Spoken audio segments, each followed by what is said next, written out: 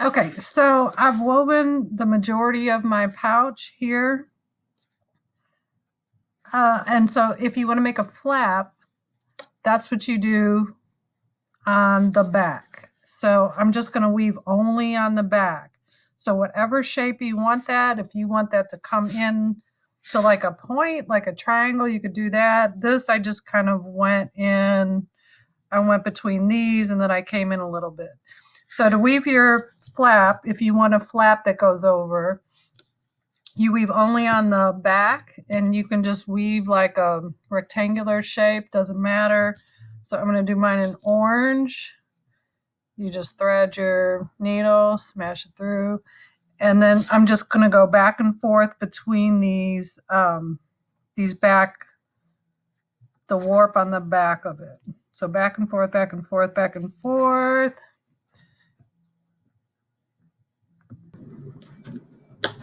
Okay, so I've woven back and forth, back and forth. When you're doing that, you want to make sure you're not pulling really hard on the sides or else your warp comes in. Unless you want it to kind of angle in, you can let it do that. Okay, so I wove my orange. I'm going to pack it down.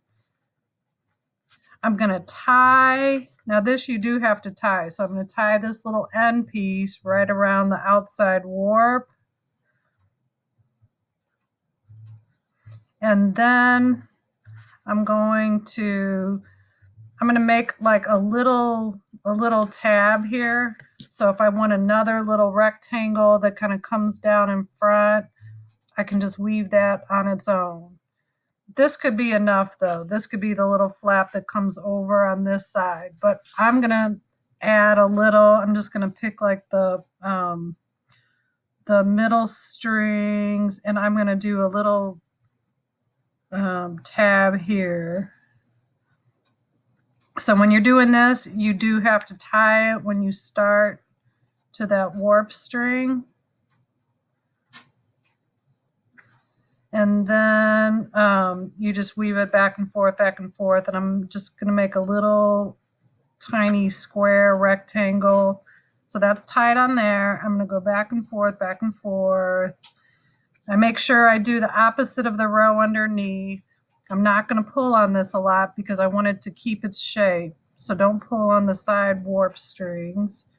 And I'm going to weave this into a little square. Okay, so I wove a little square. I'm going to tie it to the middle string on this. And I can decide if I want this to be like a little loop or if I want to put the button or bead on this. But this will be the top of my flap. And so now I am actually ready to take this off. So before you cut your tapestry off, what you want to do is take some of these extra strings that you had and tie one from the front to one to the back. It's mostly important on these ones towards the top that you tie these. Generally, it's not going to come unwoven though. So I'm just going to get some of these long ones and then towards the bottom, tie those to each other. So it doesn't even matter if it's the same color, just one from the front, tie it to one from the back. And try to get some of these loose ends tied. Okay, so I've got these tied. And you'll be more thorough. You just, as many as you can, tie one from the front to one to the back. Then after you've done that, you can kind of trim off these extras. So, and we can still clean this up when you're finished. Let's see, I'm going to leave this because I'll weave that in later. Make sure this is tied really well and this is tied really well. Okay, so if my pouch is finished and I've tied my loose ends and I've trimmed off my extra pieces, then I'm ready to take it off. Most important thing is that you cut it high, way up here, so that you have enough room to tie these together. If you don't tie your warp together, your weft will come off. So at the very top, and I just do 2 at a time. So I'm going to take these 2 strings and I'm going to tie them together double knot. So tie 1 time and I get it way down in there. And then I tie a 2nd time. And you're going to go all the way around. So I just cut 2, tie those together, 1 knot way down in there, 2 knots, all the way around. Okay, so I've cut and tied all of these on the front. I'm going to flip it over, and because I cut it on the front, these are already cut. So I'm going to do the same thing all the way around, and I'm going to tie these double knot, make sure it goes down in there. Okay, so I've tied them together, all of these that are on the back. What I did was on this little flap, I didn't tie like this one to this one down here. And because I don't want it going across this way. And also if you have like 3, tie the 2 together and then tie the 3rd one in. So I have 1 that's left on its own. I'm going to tie that to these other 2. So as long as all of your warp are tied together, double knot, you're good to take this off. So this has the flap. If you didn't make an extra flap, if you just wanted it like this, where it stopped right there, you just do the same thing. You cut the top and tie every 2 together. Okay, so I've done all of those. I can decide what I want to do with this, with these fringy warp strings. Now I can take it off of here, and then I'm going to flip it inside out. So it's going to be a little tricky. What I do is I bend the board and then I pull it. I'm just going to pull it right off of the bottom. I'm going to turn it, pull it, turn it, pull it. And if you remember when you were putting that warp on, you wedged it into those little slots. So it takes some work to get it off of here. So I'm just going to keep flipping it. Okay. Voila, it's off. Okay, so it looks a mess. Now I'm going to flip it inside out. Dun, dun, dun.